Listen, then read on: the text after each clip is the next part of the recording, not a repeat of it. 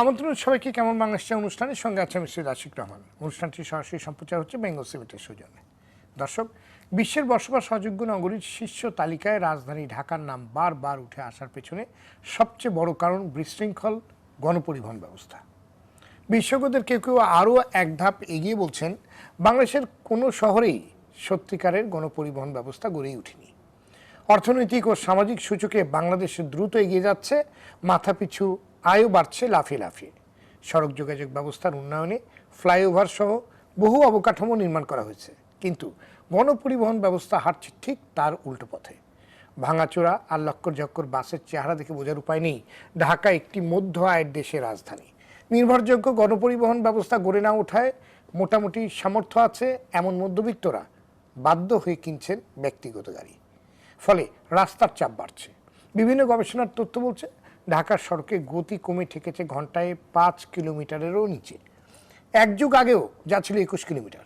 এদিকে করোনার লকডাউনে গণপরিবহন থাকায় অতি প্রয়োজনে ঘর থেকে বেরোনো নাগরিকদের যাতায়াতের সুবিধার জন্য নগরীর প্রধান সড়কগুলোতেও রিক্সা ভ্যানের মতো অযান্ত্রিক যান চলাচলের সুযোগ দেওয়া হয়েছিল।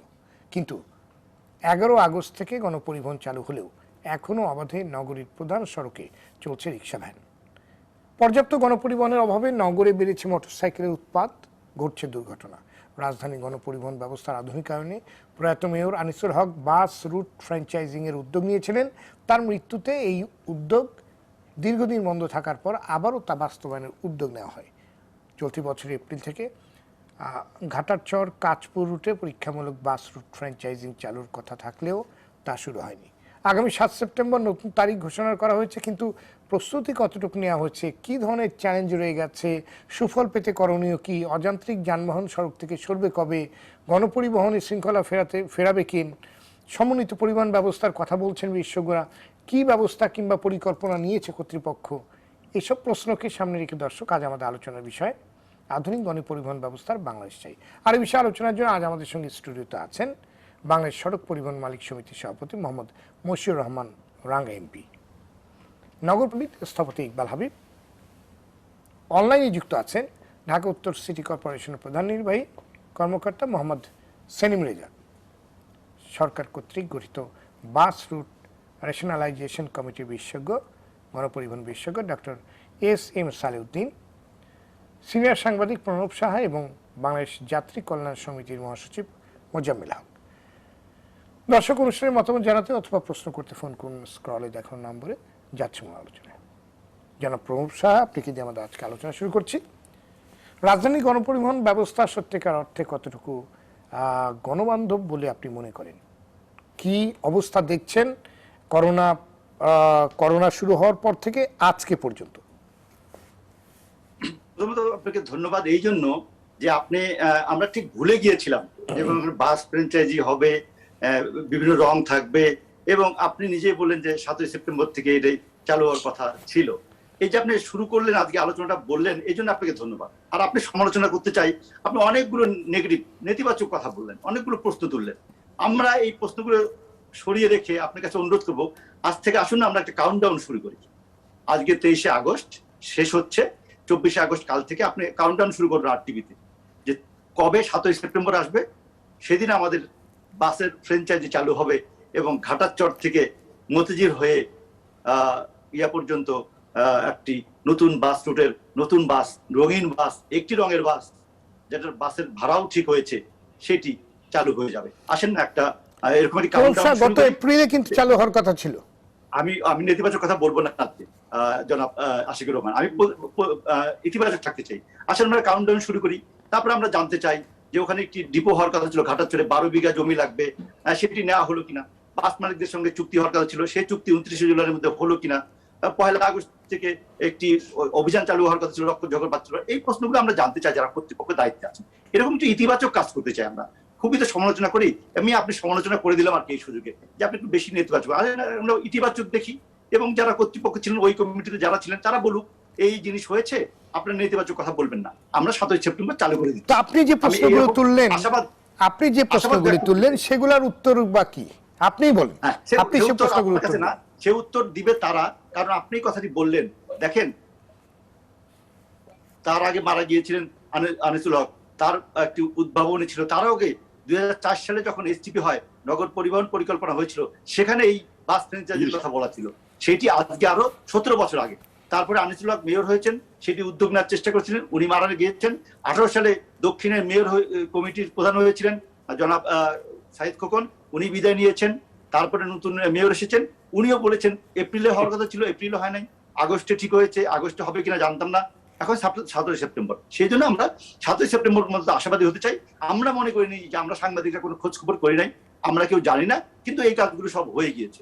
ওইখানে ডিপো হয়েছে, 7 আগস্ট থেকে চালু হবে, বাসের রং ঠিক হয়েছে, ভাড়া ঠিক হয়েছে। আসেন না আমরা এইভাবে দেখি, এইভাবে তাদেরকে বলি যে আমরা খুব আশাবাদী, আমরা দেখতে চাই যে 7 সেপ্টেম্বর কিছু হলো, টোকেন হলো চালু হয়েছে। আমি এইভাবে উল্টা দিকে থাকতে চাই আর কি। আমি সমালোচনা করতে চাই না, কারণ আমরা তাদের পক্ষে থাকতে চাই। যে কথাগুলো বলা হয় সেই কথাগুলো সবাই জানে। এই যে আপনি একটি কথা বললেন যে 11 আগস্ট থেকে বাস চালু হয়েছে ঢাকা শহরে, তাতে কতটুকু স্বাস্থ্যবিধি মানা হচ্ছে, সেই নেতিবাচক দিকে আমি যাব না। আপনি বলেছেন যে রিক্সা মূল রাস্তা চলাচল করছিল, সেগুলো বন্ধ হয় নাই, কেন বন্ধ হলো না, সেই নেতিবাচক দিকে আমরা যাব না। আমরা সবকিছু ইতিবাচক থাকতে চাই। আমরা একটু 27 সেপ্টেম্বরকে দেখতে চাই। এবং একই সঙ্গে নিশ্চয় বাস মালিকদের সংগঠনের নেতা বলবেন যে উনি ঋণ পান নাই, সেই বাসের ফ্র্যাঞ্চাইজি কারা কারা হবে সেটিও হয়তো এখন ঠিক হয় নাই, চুক্তিটা হয়তো হয় না, এগুলো তারা বলুক। আমরা একটু আশাবাদী থাকি, আমরা মানুষের পক্ষে থাকি, যে আমরা চাই যে এটা চালু। এটি টোকেন হলো, যেহেতু একটি পরীক্ষামূলক এটি রুট, আমরা মনে করি এত মানুষ ওই কমিটিতে আপনি যাদের নাম দেখবেন তারা এত সবাই আছেন, 2 মেয়র আছেন, আর কিছু কি লাগে? বিআরটি এর কর্তৃপক্ষ আছেন, ডিটিসি এর কর্তৃপক্ষ আছেন, আছে 2 সিটি কর্পোরেশন, নগরের পুলিশ কর্মকর্তারা, সবাই এটাতে আছেন। আর কেন লাগবে? কি হলে এই ব্যাস ফ্র্যাঞ্চাইজি শুরু হবে সেটা ওনারা বলেন। আমরা ইতিবাচক থাকি, আমরা কোনো সমালোচনা করতে চাই না, আমরা শুধু দেখতে চাই। আমরা ওই দিন খুব ভালো করে কাভারেজ দিতে চাই, আমরা সরাসরি সম্প্রচার করতে চাই, আমরা মানুষকে জানাতে চাই, আমরা এগুলো করতে চাই। আজকে আমি এই অবস্থানে থাকি। ধন্যবাদ জনাব সালিম রেজা। রাজধানী গণপরিবহনে মধ্যবিত্ত যাত্রীরা উঠতে স্বচ্ছন্দ বোধ করেন না, এর কারণ কি? আপনারা কখনো খুঁজে দেখেছেন? আপনারা কি নিজেরা বাস চড়েন? আপনাকে অনেক ধন্যবাদ। আপনার মাধ্যমে সম্মানিত দর্শক যারা এই অনুষ্ঠানটি দেখছেন তাদের প্রতি কৃতজ্ঞতা এবং ধন্যবাদ। আমরা শুরুতে কিছু কথা শুনছিলাম। আসলে একটি পরিকল্পিত গণপরিবহন ব্যবস্থা, এটি কিন্তু সময়ের দাবি। এটি যেমন আপনার দাবি, ঠিক তেমনি আমারও দাবি। এই মহানগরীতে যেমন আপনি, আমরা সকলে কিন্তু বসবাস করি।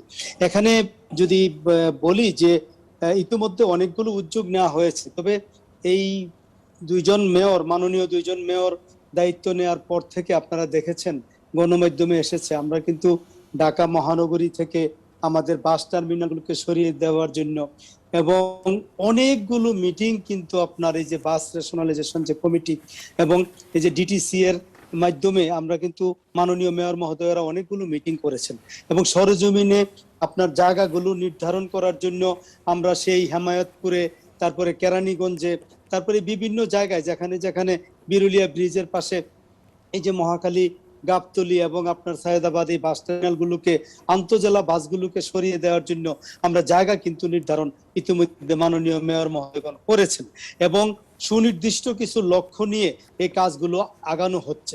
এবং একটি আধুনিক ট্রাক টার্মিনাল করে তোলার জন্য তেজগাঁয়ে আমরা জানেন যে অনেক সংগ্রাম করে প্রয়াত মেয়র জনাব আনিসুল হক মহোদয় এখানে যে ট্রাক স্ট্যান্ডটিকে একটা সিস্টেমের মধ্যে নিয়ে এসে এই তেজগাঁটিকে কিন্তু আধুনিক একটি এলাকা করেছিলেন।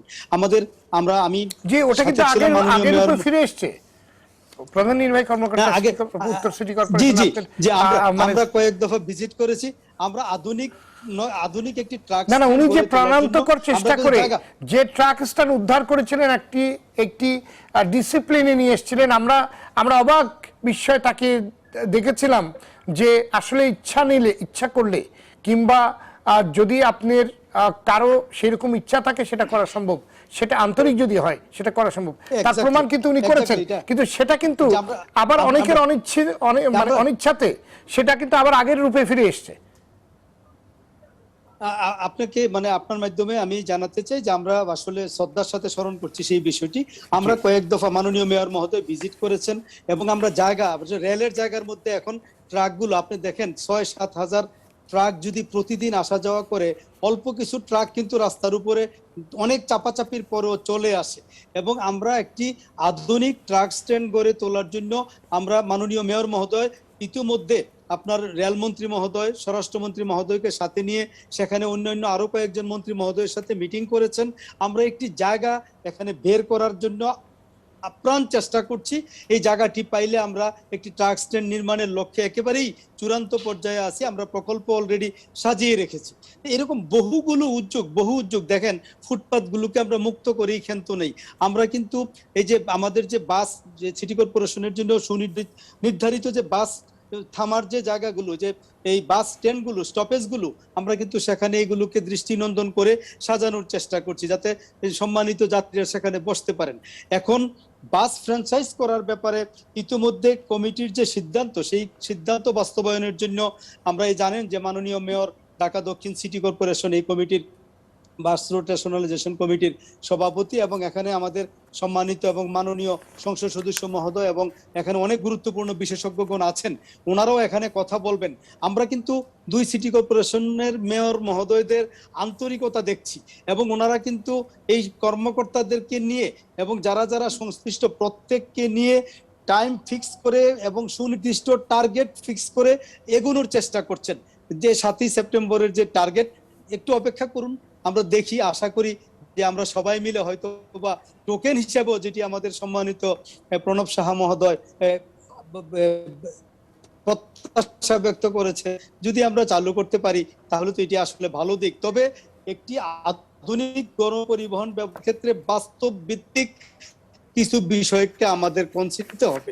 যেই মহানগরীতে 49,000 মানুষ পার স্কোয়ার কিলোমিটারে বসবাস, এবং করোনা, ডেঙ্গু আপনি বলতেছিলেন অনেকগুলো যাতনার কারণে আমরা কিন্তু নগরবাসী আসলে সত্যিকার অর্থে আমি সকলেই কিন্তু একটি চাপের মধ্যে আছি। সদাশয় সরকার অত্যন্ত আন্তরিকতার সাথে, দক্ষতার সাথে এইগুলো অ্যাড্রেস করার চেষ্টা করছেন, আমরা সকলে সহযোগিতা করছি। আমরা আশা করি যে আমরা অত্যন্ত সহনশীল এবং ধৈর্যশীল জাতি, আমরা একটা জায়গা থেকে আরেকটা জায়গায় এসেছি, আমরা আরো সামনে যাব। পরীক্ষামূলকভাবে একটু সময়ের দরকার আমাদের। জনাব সেলিম রেজা, পরীক্ষামূলকভাবে বিটিআরসির বাস দিয়ে, বিআরটিসির বাস দিয়ে আপনার আজিমপুর থেকে ধানমন্ডি পরীক্ষামূলক রুট চালু করা হয়েছিল, তো সেটা মুখ থুবড়ে পড়লো কেন, কিংবা সেটা বন্ধ হয়ে গেল কেন? এটা আসলে বিআরটিসির পক্ষ থেকে যে কথাগুলো বলা হচ্ছে, যে যেমন আপনার যে ইয়াতে তো ছিল, উত্তরা পর্যন্ত ছিল, রোড চালু হচ্ছে আবার বন্ধ হয়ে যায়, কারণ যে পরিমাণ গাড়ি চললে তাদের যে এই রোডগুলোতে মাঝে আপনার আজকে 1.5 বছরে এই যে আপনার করোনার কারণে আপনার প্রায় লকডাউন, গাড়ি চলে না, কোনো সময় চলে, যখন চলে 50% সিট, এবং আসলে এই গাড়ি চালু রেখে এটা ইকোনমিক ভায়াবিলিটি বা ফিজিবিলিটি সেটা অনেক ক্ষেত্রে তারা মেনটেন করতে পারে না। এটা তাদের একটা অভিযোগ, অথবা তাদের বিআরটিসির বাস তো আপনি সারা জীবন ভর্তুকি দিয়ে যাচ্ছে, তো সেটা পরীক্ষামূলক যে আপনার কার্যক্রমটা শুরু হয়েছিল সেটা বন্ধ করলেন কেন? অন্তত নগরবাসী তো একটা আস্থায় পেত যে আমরা জি না, সেগুলো আবার পুনরায় চালু করার জন্য কিন্তু উদ্যোগ নেওয়া হয়েছে, এবং শিগগিরই এগুলো চালু হবে। বিআরটিসি এখানে অনবোর্ড হয়েছে, এবং দুই মাননীয় মেয়র মহোদয়ের সাথে সংশ্লিষ্ট সংস্থাগুলো কমিটমেন্ট করেছে যে খুব শিগগিরই এই রোডগুলোতে আবার চালু হবে।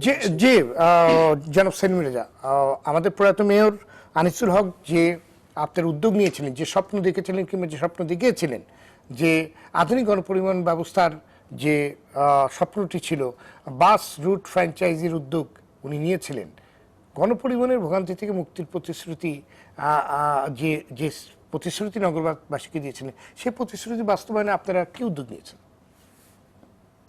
না, অ্যাকচুয়ালি দেখেন যে সেই তারই ধারাবাহিকতায় আমাদের বর্তমান মাননীয় দুই মেয়র কিন্তু মিটিং করে ওই বাস রোড ফ্র্যাঞ্চাইজ এবং বাস রোড রেশনালাইজেশন এবং বিআরটিসি বাসের যে রোডগুলো আছে সেগুলোকে চালু করা, এবং জনজীবনে যাতে দুর্ভোগ না হয় বাসের মধ্যে, এবং একটি সুনির্দিষ্ট গাইডলাইন তৈরি করা, প্রত্যেকটা ক্ষেত্রে কিন্তু স্পেসিফিক কাজ করা হয়েছে। আমাদের এখানে সভাপতি মহোদয়, মাননীয় সংসদ সদস্য মহোদয় আছেন, এবং আমাদের আরো বিশেষজ্ঞরা আছেন, সবাই বলতে পারবে যে এখানে কিন্তু আপনি দেখবেন মিটিংগুলোতে কিন্তু কর্মকর্তাদেরকে দায়বদ্ধ করা হচ্ছে, এবং একটি টার্গেট ফিক্স করে, আপনি দেখেন আমাদের প্রত্যেক যে আমরা দীর্ঘ সময় ধরে সেই মিটিংগুলোই হতে দেখছি, কিন্তু সেই মিটিংগুলোর কোনো বাস্তবায়ন আমরা দেখছি না।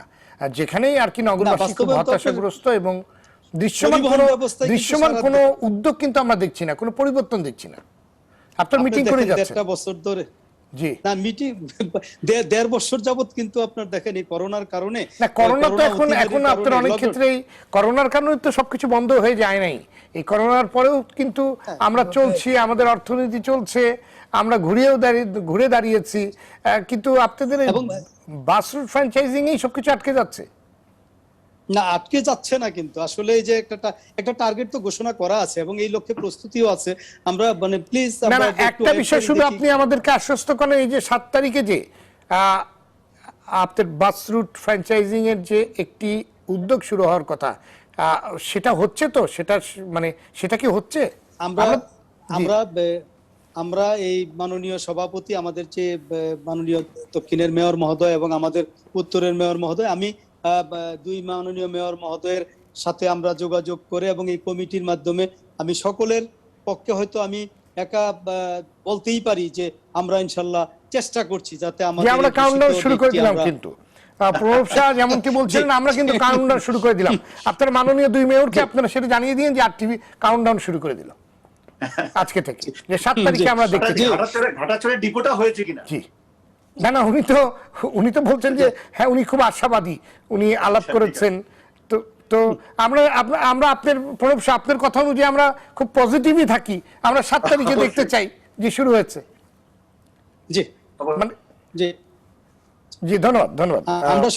আমরা সকল ধরনের জি জি জি প্রণব শাহ, যে প্রশ্নটি ছিল যে বাস ডিপো তৈরি হয়েছে কিনা, সেটা কি একটু ছোট্ট করে উত্তরটি আপনি দিয়ে নেবেন সেলিম রেজা? না, এটা আসলে মানে এটা তার আগে বাস ডিপো হওয়ার একটা উদ্যোগ নেটওয়ার্ক দেখি, আশা করি 7 তারিখের আগে কাজ পর্যায়ে করা যাবে। কমপ্লিট বাস ডিপো তো আপনার যে কার্যক্রমটা শুরু করার মতো একটি ক্ষেত্র সৃষ্টি করার জন্য প্রাণান্ত চেষ্টা করা। তো বাস ডিপো তৈরি না করে বাস রুট কিভাবে শুরু করবেন? ঠিক আছে, তারপর আমরা আশাবাদী হতে চাই, দেখি 7 তারিখে কি শুরু হয় কিনা। ধন্যবাদ আপনাকে। আপনার কাছে পরে আবার আসবো।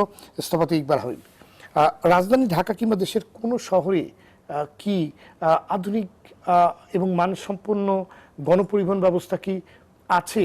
কিংবা আমরা তো যে কোনো একটি শহরে, মানে ঢাকাতে না হয় এত ঝামেলা, এত লোক, কিন্তু যে কোনো একটা শহরে তো পাইলটও শুরু করতে পারতাম একটি আধুনিক গণপরিবহন ব্যবস্থা, কিংবা একটি বাস ফ্র্যাঞ্চাইজিং। আপনার উন্নত সকল দেশে আমরা দেখি একেবারে সেকেন্ড ধরে সেখানে বাস এসে দাঁড়ায়, মানুষ 10-15 মিনিট হেঁটে বাস স্ট্যান্ডে আসে, সেখান থেকে তাদের যার জায়গায় চলে যায় গন্তব্যে। আপনার কাছে জানতে চাচ্ছি। প্রথমেই বলে রাখি, বোধহয় গত 10-12 বছর ধরে আমরা ওই একই চক্করে ঘুরছি। আজকে সেটারই আরেকবার পুনরাবৃত্তি, যদিও প্রণব শাহ আমাদেরকে সবাইকে বলার চেষ্টা করলেন আমরা কিন্তু আশা ছেড়ে দেইনি। আমরা ইতিবাচক থাকি। আপনি মনে হয় খেয়াল করেছেন যে দীর্ঘ 10-11 বছর ধরে আপনারাও চালাচ্ছেন, আমরাও আসছি, চেষ্টা করে ভাবছি যে বলতে বলতে যদি ওই কলসির ঘষায় ঘষায় পাথর যদি ঘষতে পারে, সেই চেষ্টা করে ভালোবাসার গল্পের আমরাও সেরকম করব। তবে প্রণব শাহ বলেছেন বলেই আমি প্রয়াত কবরী অভিনীত সেই বিখ্যাত গান মন যদি ভেঙে যায় যাক কিছু বলবো না, তো সেভাবে করি। পরিষ্কার অর্থে বলি, ঢাকা সহ আমাদের কোনো শহরে গণপরিবহন ভিত্তিক একটিও উজ্জ্বল উদাহরণ নাই। এবং খুব অল্প সময়ের মধ্যে ঢাকার পাশের কলকাতা গত 15-16 বছর আগেই গণপরিবহন ব্যবস্থায় তাদের সর্বোৎকৃষ্ট উদাহরণ আমাদের সামনে রেখেছে। যদিও তারও 50 বছর আগে থেকে ওখানে ট্রাম চলতো, তারপরেও 30 বছর আগেই তারা মেট্রো রেল চালু করেছিল আন্ডারগ্রাউন্ড। কিন্তু এই বাস সার্ভিসের উপর ডিপেন্ড করে ওই কলকাতা শহর কেন্দ্রিক যে অভিমুখীনতা, সেটাকে যে প্রতিদিনের অভিমুখীনতা তৈরি করা, অর্থাৎ ডে টু ডে যাতায়াতের মধ্যে দিয়ে যে সম্ভব, এটি তাদের সড়কের পরিধি অনেক না বাড়িয়েও তারা কিন্তু আমাদেরকে সমাধান দেখিয়েছে। কিন্তু আমরা অনেক প্রতিশ্রুতি, আনিসুল হক সাহেবের মৃত্যুর পরেও 7-8 বছর ধরে আমাদের প্রবল আকাঙ্ক্ষা, অনেক চেষ্টা, ইনশাল্লাহ অমুক তমুক কথার ধাক্কায় যদি ঠেলাগাড়ি চলতো, বাংলাদেশের ঠেলাগাড়ি রকেট গতিতে চলতো। সেই 7-8 বছরে একটু এগিয়ে নাই, কিন্তু আমরা মন ভেঙে গেল, কিছু বলবো না। প্রণবদা বলেছেন আমাদের জনগণ বাসের মতো একটা গুরুত্বপূর্ণ গণপরিবহন না থাকায় এই গত 1.5 বছরে যে প্রবল যানজটের মধ্যে তারপরেও থাকলেন, এর উত্তর কে দেবে? আমরা কিছু বলবো না। আমরা এই জনচলাচলের অতিমারির মধ্যে দিয়ে জনগণের উপরে যে কষাঘাত, কারণ মানুষের আয় কমেছে, তার আয়ের জায়গায় ব্যয় বেড়েছে, জিনিসপত্রের দামও বেড়েছে, কারণ অতিমারি চলছে এবং লকডাউন হলো তারও ভয়াবহ অবস্থা। তার মধ্যেও তাকে ব্যাপক খরচ করে, এক হলো ঈদের সময়, বন্ধের সময় ঢাকা থেকে বাইরে যাওয়া, আর শহরের মধ্যে চলাচল। কারণ আপনারা অনেকেই জানেন, রিক্সা করে যদি পশ্চিম ধানমন্ডি থেকে মতিঝিলে যেতে হয়, তাকে দৈনিক 200-400 টাকা খরচ করতে হয়। এই অত চাপ হচ্ছে, কষ্ট হচ্ছে, যান বেরিয়ে যাচ্ছে, চাকরি রক্ষা করতে হচ্ছে। আমরা কিছু বলবো না। আমরা ইন্ট্রা এবং ইন্টারের সমন্বয়ে আমরা পুরো ঢাকাকে বাঁচাবো। এই 12 বছরের এই একই ডুগডুগির গান লালনের গানের মতো গেয়েই চলেছি, কিন্তু কোনো কিছুই হচ্ছে না। তারপরেও 17 তারিখে মন ভেঙে গেল, বসে থাকবো। 17 তারিখ গেলে ইনশাল্লাহ আগামী বছরের 17 তারিখ সেপ্টেম্বর পর্যন্ত বসে থাকবো, কিন্তু আমরা কিছুই বলবো না। এক মেয়রের মেয়াদ চলে যাওয়ার পর আরেক মেয়র চলে আসছেন, তারপরেও আর প্রায় 1 বছর 1.5 বছর চলে গেল, আমরা কিছু বলবো না। আমরা তাহলে করব কি? আমরা আসলে প্রেষণে পৃথিবীর কোনো একটা দেশে চলে যাব, সেই দেশে যেখানে থাকবে না কোনো বারণ, থাকবে না কোনো শাসন, সেই রকম রবীন্দ্রনাথের তাসের দেশের মতো কোথাও চলে যাব। কারণ এই দেশে আদৌ গণপরিবহন ভিত্তিক জনমুক্তি চলাচলের ক্ষেত্রে হবে আমি জানি না। প্রণবদা জানেন, আমি প্রণবদার সাথে 1 কাপ কফি খেয়ে দেখতে জেনে নেব। তবে আশায় আশায় বুক বাঁধবো, আগামী বছর 17 সেপ্টেম্বর আমরা আবার বলবো প্রণবদার সাথে গলা মিলিয়ে, আমরা কিছু বলবো না, আশায় আশায় বুক বেঁধেছি, দেখা যাক কোথায় যায়। জি, ধন্যবাদ। Doctor SM. সালেউদ্দিন, বহুদিন ধরেই তো আপনারা বাস রুট ফ্র্যাঞ্চাইজিং নিয়ে কাজ করছেন, এখনো কেন আমরা তার বাস্তবায়ন দেখছি না? কেন এক সাথ থেকে আরেক সাথে চলে যাচ্ছে? আপনাকে ধন্যবাদ। জনাব আনিসুল হক সাহেবের সাথে যখন এই কাজটা আমরা শুরু করলাম, আমার নেতৃত্বে এই প্রজেক্টটা শুরু হয়েছে আপনার 2016 সালে। তখন আমার মনে আছে যে রাত্রে 1-1:30টার সময় উনি টেলিফোনে বলতেন যে কালকে আসেন বসি, কালকে আবার কতটুকু অগ্রগতি করা যায়, এবং যারা আপনার এর সাথে সম্পৃক্ত ছিল, মালিক সমিতি বলেন, শ্রমিক সংগঠনগুলো বলেন, তাদের সাথেও আমরা মিটিং করতাম, খুব অহরহ মিটিং করতাম। এবং করতে করতে আপনার পরে উনি মারা গেলেন। মারা যাওয়ার পরে কিছুটা গ্যাপ হলো, গ্যাপ হওয়ার পরে আবার এটা দক্ষিণ সিটি কর্পোরেশনকে দিল। আমি ডিটেল না বলে আমি আপনাদেরকে এটার জাস্ট প্রোগ্রেসটা বলি যে একটা এই ধরনের একটা বিশাল কাজ, এটা একটা বিরাট বড় ধরনের কাজ। এটা শুধু এমন না যে আপনি কালকে 100 বাস রং করে দিলেন, পরশু আপনার এখান থেকে শুরু করে দিলেন এটা service. It's not like that. এইখানে ম্যান পাওয়ারের ব্যাপার আছে, এইখানে ডিপো বা টার্মিনালের ব্যাপার আছে, এইখানে রুট বিন্যাসের ব্যাপার আছে, এইখানে আপনার ঢাকা শহরের সাথে ঢাকার পেরিফেরিয়াল সিটিগুলোর সাথে কানেক্টিভিটির ব্যাপার আছে, এখানে ইন্টার ডিস্ট্রিক্টের সাথে ঢাকার যেই আপনার সমন্বয় সাধন, ঢাকার সার্ভিসগুলোর সাথে সমন্বয় সাধনগুলোর ব্যাপার আছে। তারপর আরো একটা জিনিস আছে যেটা হলো টিকেটিং এর ব্যবস্থা। টিকেটিং যে আমরা খুব মনে করি যে আমি গেলাম, একটা 10টা টাকা দিলাম, আমি টিকিট কিনা গাড়িতে উঠে গেলাম, আমরা তো সেই দিকে যাচ্ছি না। আমরা যেটা করছি, আপনাদেরকে শুধু এইটুকু প্রোগ্রেস জানাই যে থিওরিটিক্যাল অ্যাসপেক্টে আমরা কাজ শেষ করে ফেলেছি। জি, আপনারা থিওরিটিক্যাল পার্সপেক্টিভে কতটুকু কাজ শেষ করেছেন এবং প্র্যাকটিক্যালে যেতে কত বছর লাগবে এটা শুনবো একটি বিরতির পর। দর্শক, বেঙ্গল সিমেন্ট কেমন বাংলাদেশ অনুষ্ঠান নিচ্ছে ছোট একটি বিরতি, ফিরে আসছে অল্প সময়ের মধ্যেই, সাথেই থাকুন।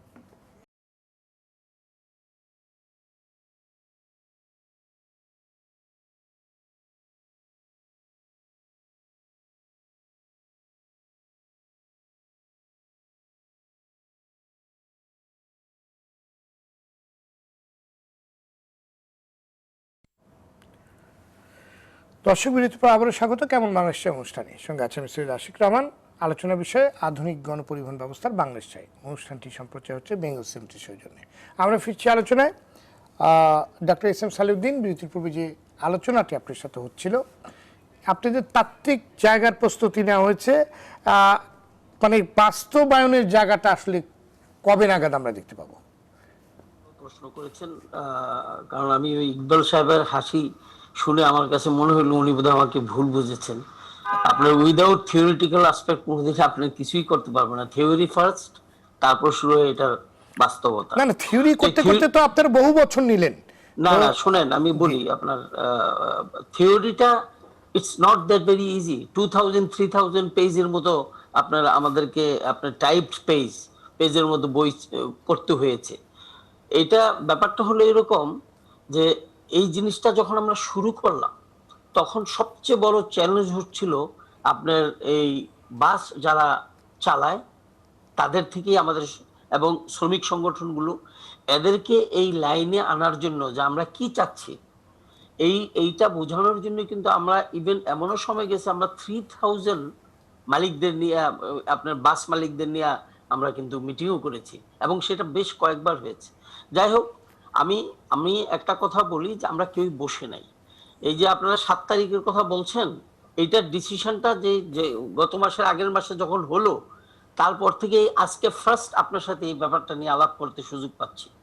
আমরা এখন হয়েছি কি, যখন পুরানো হয়ে যায় তখন আমরা এটাকে অত মূল্যায়ন করি। যে করোনাকে এখন আর কেউ শুনতে চায় না, সবাই বলে যে করোনা তো ছিল, কিন্তু এই জন্য তো আমরা একটা মিটিংও করতে পারিনি, কোথাও যেতেও পারিনি, কঠোর লকডাউন দেওয়া হয়েছিল।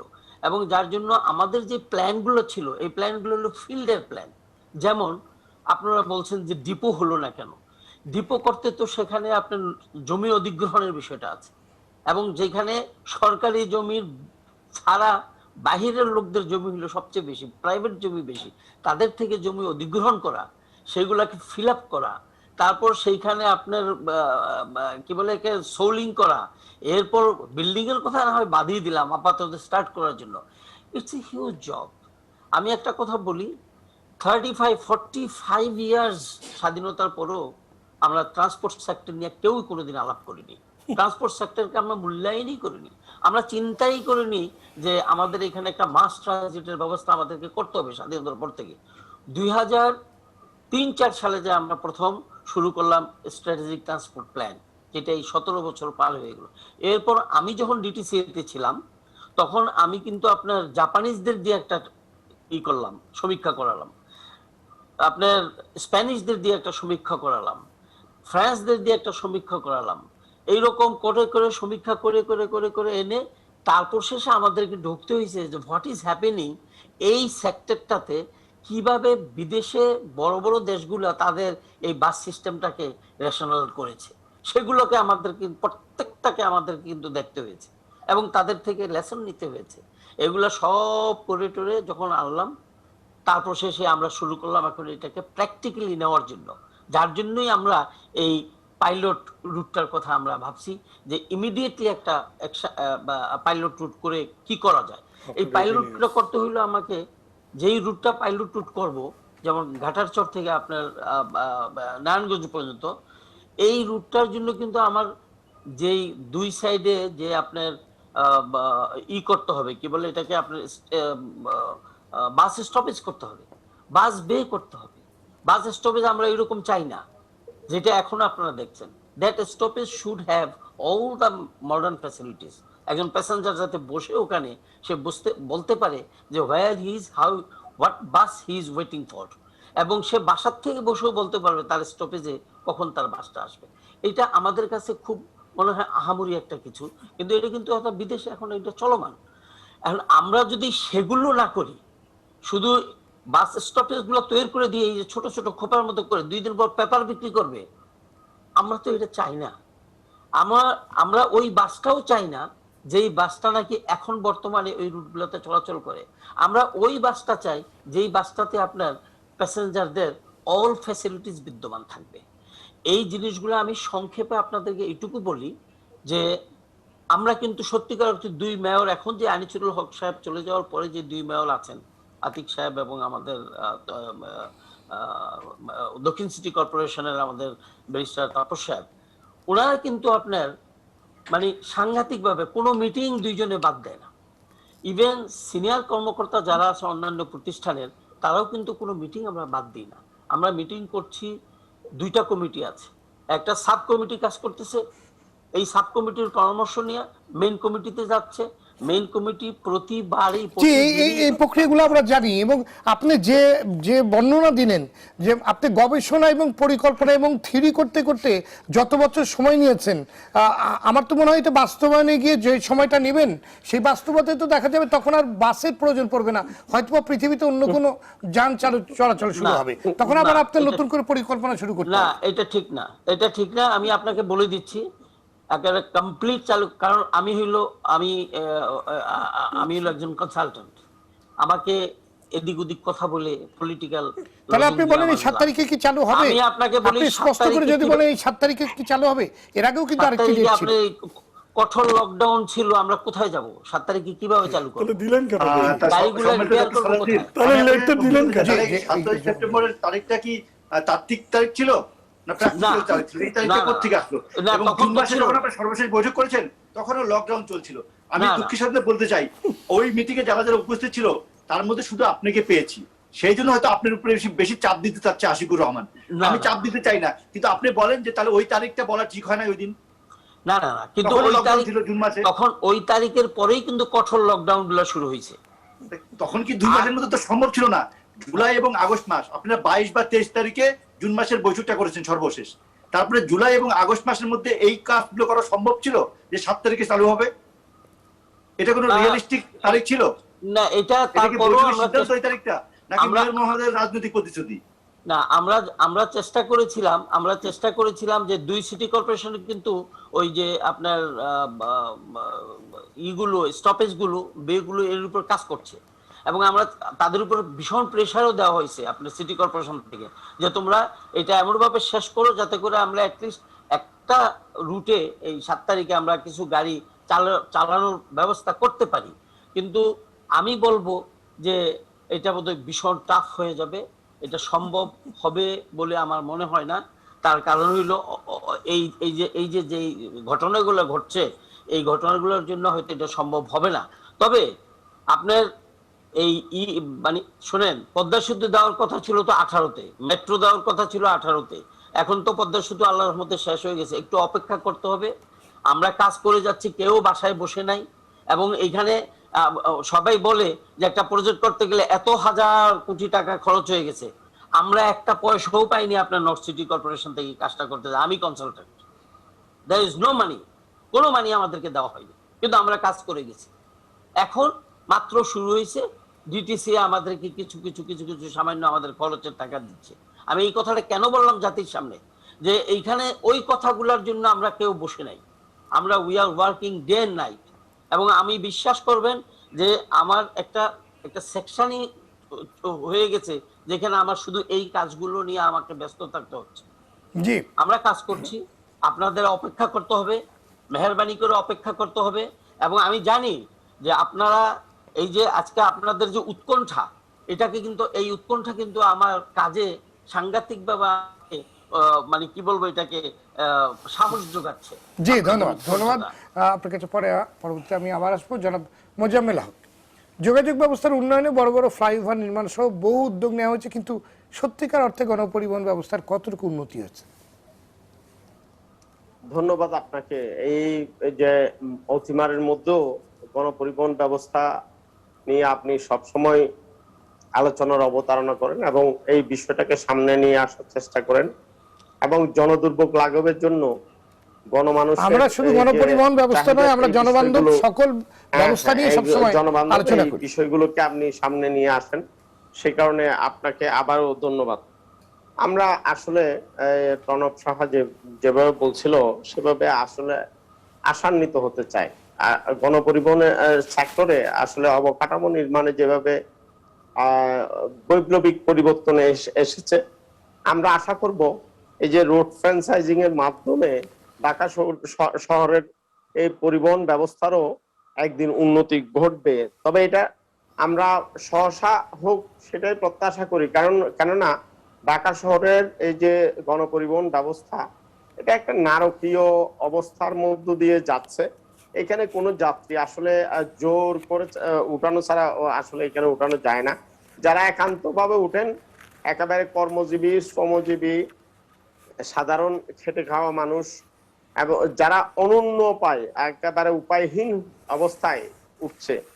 আপনারা জানেন, আমরা বিভিন্ন সময়ে গণপরিবহন ব্যবস্থা নিয়ে যখন প্রতিবেদনগুলো করি, বিভিন্ন সুপারিশমালা করি, আমরা বেশ কয়েক বছর যাবত আমরা সুপারিশ করে আসছিলাম যে আমাদের যারা সরকারি কর্মকর্তারা আছেন, যারা দায়িত্বশীল জনপ্রতিনিধিরা আছেন, তারা এই ঢাকা শহরের গণপরিবহন গুলোতে প্রতীকী অর্থে তারা যাতায়াত করবেন এবং যাত্রী বেশে যাতায়াত করবেন। সেটা আমরা বিভিন্ন সময়ে এই সুপারিশগুলো দিয়ে আসছিলাম, তাদের দৃষ্টি আকর্ষণ করার চেষ্টা করছিলাম। আমি আজকেও আপনার মাধ্যমে আমি তাদেরকে অনুরোধ করব, এই যে রোড ফ্র্যাঞ্চাইজিং এর যে কমিটিটা হয়েছে, তারা চিটাং রোড থেকে ঘাটারচর পর্যন্ত যে রোডটা চালু করতে চায়, এখানে আমাদের সিটি কর্পোরেশনের ঊর্ধ্বতন কর্মকর্তারা আছেন, সড়ক পরিবহন ও সেতু মন্ত্রণালয়ের প্রতিনিধিরা আছেন, বিআরটি এর প্রতিনিধি আছেন, এবং ঢাকা মহানগর পুলিশের ঊর্ধ্বতন কর্মকর্তারা আছেন, এবং ডিটিসি এর প্রতিনিধিরা আছেন, মালিক সমিতির সম্মানিত নেতৃবৃন্দরা আছেন। যারা এই কমিটিতে আছেন, তারা যাত্রী বেশে আগে এই রোডটাতে তারা বর্তমানে যে বিদ্যমান বাসগুলো আছে এই বাসগুলোতে যাতায়াত করবেন এবং যাতায়াত করে তারা সমস্যাগুলো চিহ্নিত করবেন। আসলে এখন যদি এই ফ্র্যাঞ্চাইজিং ব্যবস্থাটা চালু করা হয়, তাহলে মূল প্রতিবন্ধকতাগুলো কি? আসলে এই রোডটা আসছে কোত্থেকে? এটা চিটাং রোড থেকে মতিঝিল হয়ে, এটা মোহাম্মদপুর হয়ে ঘাটারচরে যাবেন, কিন্তু আপনি শাহবাগ থেকে এই মেট্রো রেলের কাজের জন্য আপনি দেখুন মতিঝিল পর্যন্ত রাস্তার আসলে পরিবেশটা কি? এই রোড দিয়ে আসলে একটি বাস এইখানে বলা হচ্ছে এইখানে একটি বাস 10 মিনিট পর পর, পিক আওয়ারে 10 মিনিট পর পর যাতায়াত করবে এবং অফ পিকে 15 মিনিট পর পর যাতায়াত করবে। অর্থাৎ নির্দিষ্ট সময়ে এই বাসটি যাতায়াত করতে পারবেন কিনা, সে পরিবেশটুকু আছে কিনা। এবং আপনি এখানে আমরা একটা বিষয় সংবাদপত্রের মাধ্যমে জানতে পেরেছি, এখানে দুইটি কোম্পানির 155টি বাস চলবে প্রাথমিকভাবে, কিন্তু এই যে বিদ্যমান রোডের কথা বলা হচ্ছে, এই বিদ্যমান রোডে 382টি বাস বর্তমানে যা চলছে, যেটি 13টি রোডে বিভক্ত। এখন যে 382টি বাস যাতায়াত করছে, এই 382টি বাস বিদ্যমান রেখেই কিন্তু 155টি বাস চলাচলের বর্তমানে যে প্রস্তাবটি রয়েছে। তাহলে এখন আমাদের যেটা আশঙ্কা, সেটা হলো যে আপনি যখন একটা বাসকে নিয়মের মধ্যে চালাবেন, তখন অনিয়মের মধ্যে যখন 382টি বাস, অর্থাৎ আপনার দ্বিগুণ বাস যখন অনিয়মের মধ্যে চলবে, তারা যখন যাত্রী ধরার প্রতিযোগিতায় লিপ্ত থাকবে, আপনি শৃঙ্খলিত হয়ে আমি এই বাসে ওঠার জন্য আমি 15 মিনিট, 20 মিনিট, 30 মিনিট বা 1 ঘন্টাও অপেক্ষা করলাম। ফলে আমি যখন এই বাসে উঠবো এত কষ্ট স্বীকার করে, যখন আমি দেখবো আমার আগে যে বাসটি পারাপারি করে যাত্রী নিল সেই বাসটি চলে যাচ্ছে, তখন এটি আবার মার খাচ্ছে কিনা, এটাই হলো আমাদের সংখ্যা। এটা যদি মার খায়, তাহলে আমাদের শেষ গন্তব্য কোথায়? সে কারণে আমি মনে করি চিটাং রোড ঘাটারচর নিতে হবে, এমন কোনো কথা নেই। যে রোডগুলো এখন মেট্রো রেলের কাজ চলছে না, যেখানে রোড আসলে ক্লিন আছে, যে রোডগুলোকে আসলে ডিভাইড করে আলাদা করা যায় এবং যেখানে নির্বিঘ্নে বাসগুলো যাতায়াত করার ব্যবস্থা আছে, সেই সমস্ত রোডগুলোকে পরীক্ষা নিরীক্ষা করে সেখানে নেওয়া যায় কিনা। অর্থাৎ এই প্রকল্পে যদি মার খায়, তাহলে কিন্তু আমাদের যাওয়ার শেষ গন্তব্য থাকবে না। আর একটা বিষয় আমি আপনার মাধ্যমে আমি তুলে ধরতে চাই, ঢাকা শহরে ছোট পরিবহন যেভাবে নামছে, ব্যাটারি চালিত রিক্সা, ইজি বাইক, নসিমন করিমন, অটোরিকশা, মোটরসাইকেল যে হারে নামছে, এটার গতি যদি থামানো না যায়, তাহলে কিন্তু এখন যে মূল গতি 5 কিলোমিটার, এটা কিন্তু অতি দ্রুত 3 কিলোমিটার বা 2 কিলোমিটার নেমে আসবে, যেটা আমাদের জন্য একটা বিরাট বড় অশনি সংকেত হয়ে দাঁড়াবে। আমি মনে করি এই বিষয়টাও কিন্তু জি, এই কমিটি ধন্যবাদ। দেখভাল করা প্রয়োজন বলে আমি মনে করি। জি, ধন্যবাদ। আমি আশা করব এই যে ডেডলাইনটি দেওয়া হয়েছে, এই যে 7 সেপ্টেম্বর, এটা যদি না হয় পরবর্তী ডেডলাইনটা পরীক্ষা নিরীক্ষা করে বাস্তবিকতা দেওয়া হোক। কেননা আজকের এই আলোচনায় যে মানুষের যে ক্ষোভটা, এটারই কিন্তু একটা বহিঃপ্রকাশ। ঢাকা শহরে কিন্তু এখন যাতায়াত করা অত্যন্ত দুরূহ হয়ে দাঁড়িয়েছে। মানুষ বাধ্য হয়ে ব্যক্তিগত জি, ধন্যবাদ। যানবাহনের আমাদের দিকে সাথে ছুটছে। অনেকগুলো ফোন অপেক্ষা করছে, আমরা ঝটপট একটি ফোন নিয়ে ফেলি। দর্শক কে বলছেন, কোথা থেকে বলছেন, নাম বলে আপনার প্রশ্নটি করুন। হ্যালো জি, হ্যালো, আসসালামু আলাইকুম। ওয়ালাইকুম আসসালাম। আমার নাম তাপস, আমি মিরপুর থেকে বলছি। জি, বলুন জনাব তাপস। আমাদের প্রশ্ন হলো যে আমাদের এই ঢাকা শহরে বিআরটিসি বাস কেন ব্যবহার করা হচ্ছে না গণপরিবহনের ক্ষেত্রে? জি, ধন্যবাদ। আপনার প্রশ্নটি আমরা বুঝতে পেরেছি, আমরা প্রশ্নের উত্তর খোঁজার চেষ্টা করবো। জনাব মশিউর রহমান আং এমপি, আপনার তো বিশ্বের বিভিন্ন দেশে সরকারি বিভিন্ন আপনার সফরে, তারপর নিজেদের পার্সোনাল সফরেও আপনারা যান, আপনারা ভ্রমণ করেন, সেসব দেশের সবাই গণপরিবহন ব্যবহার করে। আপনি নিশ্চয়ই আগ্রহ করে কোনো না কোনো গণপরিবহনে সেখানে আপনি যাতায়াত করেছেন, মেট্রো কিংবা সেখানকার বাস, বিভিন্ন সার্ভিসে। কিন্তু বাংলাদেশের বর্তমান গণপরিবহনের যে অবস্থা, আপনি কি কখনো চেষ্টা করেছেন বাংলাদেশের কোনো গণপরিবহনে ওঠার, কিংবা সেগুলোকে আদৌ ওঠার যোগ্য? বাধ্য না হলে সাধারণ মানুষ কিংবা সাধারণ কেউ কি সেই গণপরিবহন উঠতে পারে? না, ধন্যবাদ আপনাকে। এবং আজকের আলোচনা আসলেই অত্যন্ত তাৎপর্যপূর্ণ একটি মনে করি আমি, এই কারণে যে যারা আজকে এখানে আমাদের সঙ্গে কথা বলছেন তারা সবাই এই পরিবহনের সঙ্গে বিভিন্নভাবে অনেক মিটিং, অনেক আমাদের অনুষ্ঠানগুলোতে তারা ছিলেন, বিশেষ করে এই গণপরিবহনের পরিবর্তনের বিষয়টা নিয়ে। বিশেষ করে শ্রদ্ধার সঙ্গে স্মরণ করতে হয় আনিস ভাইকে, যে উনি মেয়র হওয়ার সঙ্গে সঙ্গে আমাদের ডেকেছিলেন এবং আমরা ওনার বাসায় বসে, ওনার নিচতলায় একটি ঘর আছে, সেখানে আমরা বসেছিলাম। বসে একসঙ্গে খেয়ে ওনার সঙ্গে আমরা আলাপ করে উনি বললো যে এগুলো কীভাবে রাঙাবাই ঠিক করা যাবে, এনআইএস সাহেব কীভাবে ঠিক করা যাবে। তা আমরা বললাম যে এগুলো গাড়িগুলো যদি আপনি চেঞ্জ করে দেন আমাদের, প্রথম কথাটা বললাম আমরা যে এই গাড়িগুলো আমরা আগে আমাদের ঢাকায় পরিবহন ছিল 5,000-6,000-এর মতো, সেখানে আমরা এখন নেমে আসছে 4,000-এ। মানে আমরা এই আগে হয়তো টিপ মারতাম আপনার উত্তরা কিংবা আপনার ধরেন যে সাভার বা বিভিন্ন জায়গায়, এগুলো মানে 12 ট্রিপ 13 ট্রিপ করে হতো। তাতে হতো কি, যাত্রী যাতায়াত বেশি ছিল এবং টাকা পয়সাটা বেশি পাওয়া যেত। এখন একটা পরিবহন চালাতে গেলেও একটু খরচ তো আছেই, ড্রাইভারের খরচ আছে, তেল আছে, মোবিল আছে, গাড়ির যন্ত্রাংশ আছে, এগুলো দিনকে দিন কিন্তু সবগুলোই বেড়ে গেছে, সব বেড়ে গেছে। কিন্তু আমাদের ওই ভাড়া সরকারের যেটি আছে সেই 8 আনা বা 4 আনা বা 1 টাকা সর্ব ইয়েতে বেড়েছে আর কি। তো এইভাবে তারপরে করোনায় তো আমাদের এই আজকে খুলছে কালকে বন্ধ, কিন্তু ভাড়া তো প্রতি বছরই বাড়ানো হচ্ছে, সমন্বয় করা হচ্ছে, বাড়ানো হচ্ছে, কিন্তু সেইভাবে না। যন্ত্রাংশ, লুব্রিকেন্ট বা ফুয়েল যেভাবে বাড়ছে সেইভাবে বাড়ছে না। এবং আপনি খেয়াল করে দেখবেন, আপনি বিদেশের কথা বলছেন, আমি বিদেশের প্রত্যেকটা জায়গাতেই আমি পরিবহন এগুলো তাদের সঙ্গে কথা বলেছি এবং আমি এলজিডি প্রতিমন্ত্রী হিসাবে প্রত্যেকটা মেয়রের সঙ্গে আমি কথা বলতে পারতাম। আমি জাপানেও আমি তাদের সঙ্গে কথা বলে দেখেছি, তারাও একই কথা বলেছে। জাপানে আপনার ট্রেন, আমি ট্রেনে উঠবো, একটা ট্রেনে উঠবো, ওখান থেকে আমরা অনেক দূরে যাবো আর কি। তো আমার সঙ্গে আমাদের জাপানের আমাদের রাষ্ট্রদূত রয়েছেন। তা আমি একটু একটা ট্রেন আসার দিকে সব শুনে আমি একটু একটু আগে হাঁটা শুরু করলাম। তো বললো স্যার হাঁটার দরকার নাই, আরেকটু এই 3 মিনিট পরেই আরেকটা আসবে। আমরা গল্প করতে করতে আরেকটা ট্রেন চলে আসবে। তা আমি বললাম যে মেনটেন হয়? বলে স্যার এখানে ঘড়ি মেনটেন করে, সবাই ঘড়ি ঠিক করে, ট্রেনের টাইম দেখে। মানে 1 সেকেন্ড এদিক ওদিক হওয়ার কোনো সুযোগ নাই জাপানে, 1টা সেকেন্ড এদিক ওদিক হওয়ার সুযোগ নাই। যথা নিয়মে আসবে, প্যাসেঞ্জার উঠবে এবং যথা নিয়মে তারা চলে যাবে।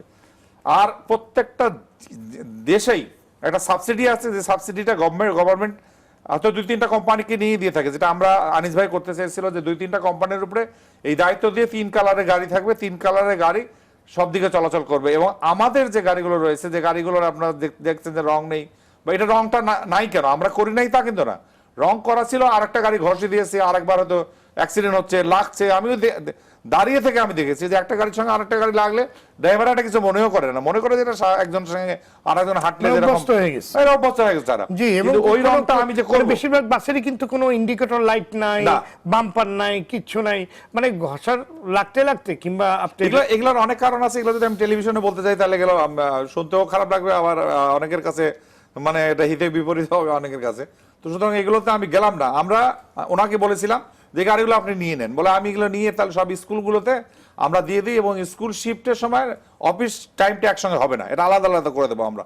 এবং অন্যান্য দেশের মতো এই গাড়িগুলো ফার্স্ট চলাচল করবে, স্কুলের গাড়িকে কোথাও আটকাবে না, যেখান দিয়ে যাবে সেখানে রাস্তা ব্লক হয়ে যাবে, এই গাড়িগুলো আগে যাবে, গাড়িটা যাবে, তারপরে অন্য গাড়ি পাস করবে। ওনার সিদ্ধান্তগুলো এত চমৎকার সিদ্ধান্ত ছিল, আমার মনে হয় যে উনি নিজেই বোধহয় এগুলো দেখে দেখে এসে তারপরে এগুলো অ্যাডপ্ট করার চেষ্টা করেছেন বাংলাদেশে।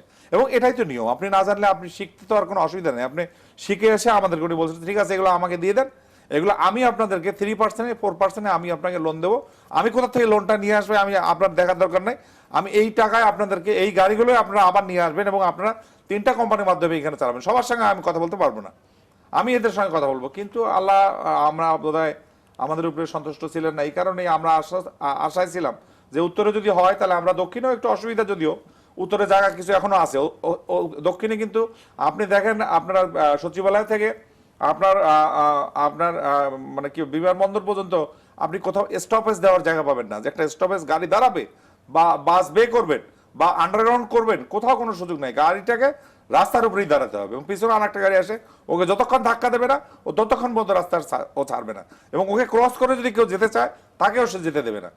এই যে যেটা ওনারা করতে চাচ্ছে এটা কিন্তু আলটিমেটলি করতে পারবে না, অন্য 2টা গাড়ি এমন করে তাকে ব্লক করে চাপা দিয়ে রেখে দেবে যে সেই গাড়িটাও ভালো চলতে পারবে না, এবং ওরও রংটা দেখবেন যে এর যে রংটা আছে ওরও ওই একই রংটা বানায় ছাড়বে 7 দিনের মধ্যে।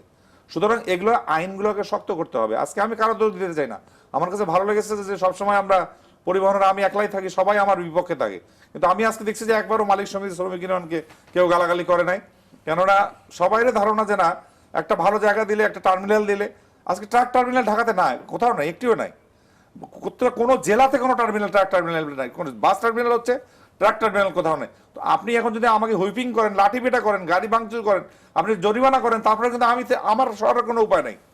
তো সেই কারণে আমাদেরকে আগে আমার জায়গাটা করে দিতে হবে, দেওয়ার পরে আপনার বললে তারপরে যদি আমরা, এখন কিন্তু আমরা অনেক পজিটিভ, আপনি দেখছেন আমরা করোনায় যখনই সরকার বলেছে বন্ধ করেন আমরা বন্ধ করে দিয়েছি, যখনই বলছে এটা করেন আমরা সেটা করেছি। ঈদের পরে মানুষজন এক একজনে বাড়ি থেকে আসছে, পঞ্চগড় থেকে আসছে, 8,000 টাকা আমার কাছে তারা কান্দাকাটি করেছে, এই টাকাটা লাগছে, আপনি ইমিডিয়েট 5,000 টাকা আমার কি যেন বিকাশ না কি একটা আছে, আমার এটা অবশ্য নেই বিকাশ না আমি জানি না, আমি আমার গানম্যানকে বললাম তোমার বিকাশ থাকলে লোকটার কাছে 5,000 টাকা পাঠায় দাও, নাহলে খুব বিপদে পড়ছে লোকটা। তো এই অবস্থার একটা এগুলা আমলাতান্ত্রিক কিছু জটিলতা, এগুলো মাননীয় প্রধানমন্ত্রী করতেছেন তা কিন্তু নয়, ওনাকে বোঝানো হচ্ছে, গার্মেন্টস চালারা বলছে আমরা না থাকলে আমাদের এটা চলে যাবে, ওনাদেরটা দিয়ে দিল, মালিকারা মালিক সমিতি, আমাদের এখনো আমাদের স্বাভাবিক গাড়ি চলাচল শুরু হয়নি, কারণ এই গাড়িগুলো যারা বন্ধ রেখেছে একদিন, এটা তো যান্ত্রিক, আপনি একটা মোবাইল বন্ধ রাখেন, এই মোবাইলটা আবার চালু করতে যাবেন 3 মাস পরে 1 মাস পরে দেখবেন এটার সমস্যা হচ্ছে, ওটার সমস্যা হচ্ছে, নানাবিধের সমস্যা হচ্ছে। আপনি একটা ঘড়ি বন্ধ রাখেন, আপনি দেখবেন যে ওই ঘড়িটা আপনার 1 মাসের মধ্যে আপনার সচল থাকে না। তো এইটার লুব্রিকেন্ট, ইঞ্জিন, টায়ার যদি আপনার না চলে তাহলে ওটা জাম হয়ে যায়। ইকবাল সাহেব ইঞ্জিনিয়ার সাহেব উনি ভালো জানবেন এগুলো। তো এই ব্যাটারিটা নষ্ট হয়ে যায়, ব্যাটারিটা ডাউন হয়ে যায়, ব্যাটারিটা পানি দেওয়া হয় না, গাড়িটা মোছা হয় না, বিভিন্ন কারণে দেবো কোথা থেকে, ওকে তো রেগুলার খাওয়া দাওয়া হচ্ছে, 2টা ঈদ করলাম আমরা, 2 ঈদে গাড়ি বন্ধ, আমরা ঈদ করলে আমাদের ড্রাইভাররা ঈদ করবে না, আমাদের শ্রমিকরা ঈদ করবে না, এগুলো যাবতীয়ভাবে আমরা একটা হজবরল অবস্থার মধ্যে আসি। এবং লন্ডন থেকে আরম্ভ করে সারা পৃথিবীতে আমরা দেখেছি যে এগুলো সরকারের নিয়ন্ত্রণেই চলে, বিশেষ করে সিটিগুলো সরকারের নিয়ন্ত্রণে চলে, হয়তো সরকার এটা কাউকে দায়িত্ব দিয়ে দেয়, কিন্তু দায়িত্বটা সরকারেরই থাকে, ভাড়া কত হবে না হবে কি হবে সব গভর্নমেন্টই ঠিক করে, এখানে গভর্নমেন্ট ভাড়া ঠিক করে, কিন্তু গাড়িটার কি হলো, গাড়িটার আমরা ইন্স্যুরেন্সের টাকা পেলাম না কেন, গাড়িটার আমার কেন দুর্ঘটনা ঘটলো, কার কারণে হলো, ড্রাইভারের কারণে হলো কিনা, এগুলা অনেক কিছু এখনো দেখা ডিটিসি যেটা বলতেছে যে তারা জায়গা অ্যাকোয়ার করবে, জায়গা কিনবে, এগুলো আগে তারা করুক, তারপরে আমাদের জন্য গাড়ি পরিবর্তন করা, আমার একটা গাড়ি বা 2টা গাড়ি এগুলো পরিবর্তন করা খুব বেশি কোনো কঠিন ব্যাপার নয়। আমাকে যদি সহজ কিস্তিতে একটা ঋণ দেওয়া হয়, আমার গাড়ি থাকবে তো, এটা সহজ কিস্তিতে একটা ঋণ দেওয়া হয়, তাহলে আমি জনগণের সেবা করতে তো আমার কোনো সমস্যা নাই। কিন্তু আমি আমার নিজের জমি বিক্রি করা টাকা দিয়ে এসে আমি জনগণের খেদমত করব, এই মানসিকতা সবার কিন্তু নয়। তবে একটা জিনিস আজকে ভালো লাগছে, এটা সব জায়গায় আমরা যেটা শুনি, দাদা 1 মিনিট, যেটা শুনি যে যেখানে যাহা কিছু চুরি হোক বাড়ির, ওই কেষ্টবাটাই চোর, এই পরিবহনে গণপরিবহনে যাহা কিছু হোক এই মালিক সমিতি শ্রমিক ইউনিয়নের সব ধ্বংসের মূল, এইটার থেকে আমরা রেহাই পাইছি, এই জন্য আপনাকে ধন্যবাদ। আমরা সরকার আমাদের যেভাবে চলতে বলবে আমরা সেভাবেই চলবো, যেভাবে জায়গা দিবে আমরা সেইভাবেই আমরা। ধন্যবাদ।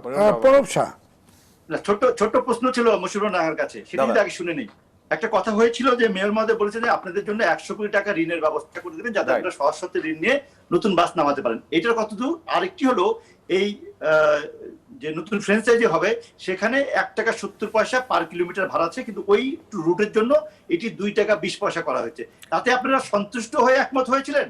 নাকি হ্যাঁ, মনে আমরা মনে ক্ষোভ সন্তুষ্ট, নিয়ে একমত হয়েছিলেন? আমরা এতে সন্তুষ্ট দাদা, এবং আমরা সরকার যে রেট করে দেবে ভাড়ায় আমরা চালালে চালাবো, না চালালে সরকার যদি মনে করে বিআরটিসি চালাবে সেখানে উনি বিআরটিসি চালাতে পারে, জনাব প্রণব শাহ, সমস্যা নেই। আমার প্রশ্ন এখানে আপনার- অল্টারনেটিভ আছে তো, আর ভাড়া নিয়ে আমাদের কোনো সমস্যা নাই। আমাদের আপনি আরেকটা কি যেন প্রশ্ন করলেন যে ওই যে আর 100 কোটি টাকার একটা 100 কোটি টাকা, কথা এটা হয়েছিল এই না? ঋণটা আমরা পাইনি এখনো।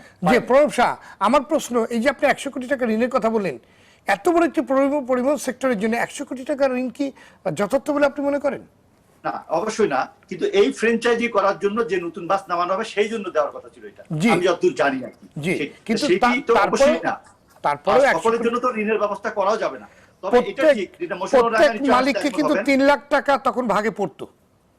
হ্যাঁ ঠিক আছে, কিন্তু মশিউর রহমান রাঙ্গা একমত হবে যে যত মালিক যত বাস নামায় তখন তত মালিকের কি এই বাস পরিবহন চালানোর অভিজ্ঞতা আছে, বা এই যে একটি অরাজকতা তৈরি হয়, অনেক বেশি মালিক, একটি বাসের মালিকও, একটি বাস আছে সেও একটি কোম্পানির মালিক। মশিউর রহমান রাঙ্গা আমাকে সংশোধন করুন যদি আমি ভুল বলে থাকি। না, ঠিক আছে, তাহলে এখানে যে একটা বড় ধরনের বিশৃঙ্খলা, আমি মনে করি মালিক সমিতির সভাপতি হিসেবে উনিও এটা মুখোমুখি হন, এবং বিশৃঙ্খলা সেটাও একটা কারণ। Right. মালিকদেরকে কোনোভাবে এক করা যায় না, না, আমি এবং কিছু মালিকদের বলবো মধ্যে কোনো নিয়ম শৃঙ্খলা চালু করাও খুব কঠোর। এই যে উনি বললেন যে একটি বাস আরেকটি বাসকে ধাক্কা দিয়ে রং তুলে দেয়, তাহলে এই বাসের মালিক তো কোনো না কোনো মালিক, উনি কেন ড্রাইভারের কাছে এই জবাবদিহি করেন না যে কেন তুমি আরেকটা বাসকে ধাক্কা দিলে, কেন আমার রং চটায় দিলে, জি, কেন প্রণব তুমি স্যার। এটি এটি জি পুলিশও ধরে না। জি প্রণব শাহ, এইগুলো তো মালিকদেরও দেখতে হবে। প্রণব শাহ, আমরা বহু বছর ধরে উন্নত গণপরিবহন ব্যবস্থার গল্প শুনে আসছি, কিন্তু বাস্তবায়ন আমরা তো আসলে এ পর্যন্ত দেখিনি। আমরা খুব আশাবাদী হতে চাই, উন্নত পরিবহন ব্যবস্থার সুফল আমরা পেতে চাই, আমরা কবে পাবো? এক্ষেত্রে চ্যালেঞ্জ কিংবা সংকটটা আসলে কোথায় বলে আপনি মনে করেন? দেখেন, চ্যালেঞ্জ গুলো জানে, আমি একটু শুধু আপনাকে কটা নাম যদি আপনাকে বলাই, যে সেই দিন মিটিং এ 22 বা 23 জুন যেটির কথা আমি সালাউদ্দিন সাহেবকে বললাম, সেই মিটিং এ উপস্থিত ছিল বিআরটি এর চেয়ারম্যান, সেখানে ছিল বিআরটিসির চেয়ারম্যান, সেখানে ছিল রাজুকের চেয়ারম্যান, সেখানে ছিল ঢাকা পরিবহন সমন্বয় কর্তৃপক্ষের নির্বাহী পরিচালক, সেখানে এনাদুল্লাহ মহাসচিব ছিলেন সড়ক পরিবহন মালিকদের, শ্রমিক পরিবহন ফেডারেশনের ওসমান আলী সাহেব ছিলেন, মহানগর পুলিশের অতিরিক্ত পুলিশ কমিশনার মহিবুর রহমান ছিলেন, এবং ছিলেন সালাউদ্দিন সাহেব একমাত্র এখানে আছেন। এছাড়া এই যে যাদের কথা নাম বললাম তারাই জবাবদিহি করবে, তাদের কাছে জবাবদিহি চাইবো আমরা, যে আপনারা কেন অবাস্তব তারিখ বলেন, আপনারা কেন ওই মিটিং এ বললেন না যেটি সেপ্টেম্বরের 7 তারিখের মধ্যে সম্ভব না, আপনারা কেন বললেন না যেটি আজকে বলছেন আমাদের এই মশিউর রহমান রাঙ্গা, যে রাস্তা ঠিক নাই, মেট্রো রেলের কাজ চলছে, ফলে সম্ভব না। এইটা তো মিটিং এ হতে হবে। আপনি জুন মাসে মিটিং করে বলে দিলেন 7 সেপ্টেম্বর তারিখ, একটু অবাস্তব তারিখ কেউ বললো, আপনারা সবাই সেখানে বাহাবা দিলেন যে আমরা এটা করে ফেলবো। এই যে বাহাবা দেওয়ার কৃতিত্ব নেওয়া এবং রাজনৈতিক বক্তব্য দিয়ে একটি মানুষ ভোলানো বক্তব্য দেওয়ার যে সংস্কৃতি, এখান থেকে আমাদের বেরিয়ে যেতে হবে এবং জবাবদিহি করতে হবে। এই যে আমি মশিউর রহমান রাঙ্গার সাথে একমত যে তাদের যে সমস্ত বাসগুলো চলে সেগুলো যদি নষ্ট হয়, তারা পরিবহন শ্রমিকদের উপরে কেন ব্যবস্থা নিতে পারে না? কারণ পরিবহন শ্রমিকরা তার রাস্তা, তার গাড়ি বন্ধ করে দিবে, তার গাড়ি নষ্ট করবে, তারা তো আরো নৈরাজ্যকর অবস্থা সৃষ্টি করবে। ফলে আমরা যে সমালোচনা করি, আমরা তো ভাই ভুক্তভোগী, আমার তো ভাই বাসে উঠতে হয়, আমার আত্মীয় স্বজনের বাসে উঠতে হয়। ঢাকাবাসী যত বাস চলার কথা তার থেকে কম বাস চলে, আবার যত সড়ক যতটুকু তার থেকে বেশি বাস চলে, আবার যত লোকের দরকার যত বাস তত বাস নাই। অনেকগুলো কারণ মিলে এই নৈরাজ্যের অবস্থা সৃষ্টি হয়েছে। সেখান থেকে আমরা পরিত্রাণ পাই জন্য যে স্ট্র্যাটেজিক ট্রান্সপোর্ট প্ল্যান, কয়েক কেজি ওজনের বই 2004 সালে কয়েক হাজার টাকা মানে অনেক টাকা খরচ করে সেটি তৈরি হয়েছিল। তারপরে 17 বছর গিয়েছে, সেই 17 বছরে আমরা একটি জিনিসও বাস্তবায়ন করতে পারলাম না। এমআরটির আগে বিআরটি করলাম, বিআরটির আগে ফ্লাইওভার করলাম, আমার থেকে ভালো বলতে পারবেন, উনি ওদের মধ্যে ছিলেন। এই যে হযবরল অবস্থা, এটা দায়ী সবাই, তবে তার জন্য বেশি সময় দেওয়া যাবে না। আমাদের আনিসুল হক ভাবলেন, উনি জান্নাতবাসী হলেন। আমাদের সাইদ খোকন দায়িত্ব পেলেন, উনি বিদায় নিলেন। আমাদের 2 মেয়র নতুন আসলেন, এখন তাদের কর্মকর্তারা বেশি করে বলেন যে আমার 2 মেয়রই সব চেষ্টা করতেছে, কিন্তু তাদেরও 5 বছর শেষ হবে, তার মধ্যে 2 বছর চলে যেতে বসেছে। আমার তো ভোগান্তি ছিল না। প্রণব শাহ, মোজাম্মেল হক যেমনটি বলবার চেষ্টা করেছেন, কর্তৃপক্ষ গণপরিবহনে চড়ে না বলেই গণপরিবহনের চেহারা বদলায় না, উল্টো কর্মকর্তাদের প্রাইভেট কার কেনার জন্য ঋণ দেওয়া হচ্ছে, সেই কার মেইনটেন্সের জন্যও সরকার মোটা অঙ্কের টাকা দিচ্ছে। আপনি বিষয়টিকে আসলে কিভাবে দেখছেন? সেটি যানজট বাড়ানোর জন্য একটা বড় কারণ। যত গাড়ি থাকা ছিল তার থেকে বেশি গাড়ি থাকে ছোট গাড়ি, যে গাড়িতে 2 জন চড়ে। আর ওই 2টি গাড়ির সমান যে একটি বাস, সেই গাড়িতে উঠতে পারে 50 জন। আমি তো টিকিট কেটে ভালো বাস পেয়ে মহাখালী যেতে চাই, আমি তো গাড়িতে উঠতে চাই না। রাইট। কারণ আমার যে গাড়ির খরচ হয়, আমার কোম্পানির যে গাড়ির খরচ হয়, তার দিয়ে তো আমার পোষায় না। আমি তো নিজে ব্যক্তিগতভাবে গাড়ি কিনতে পারি না।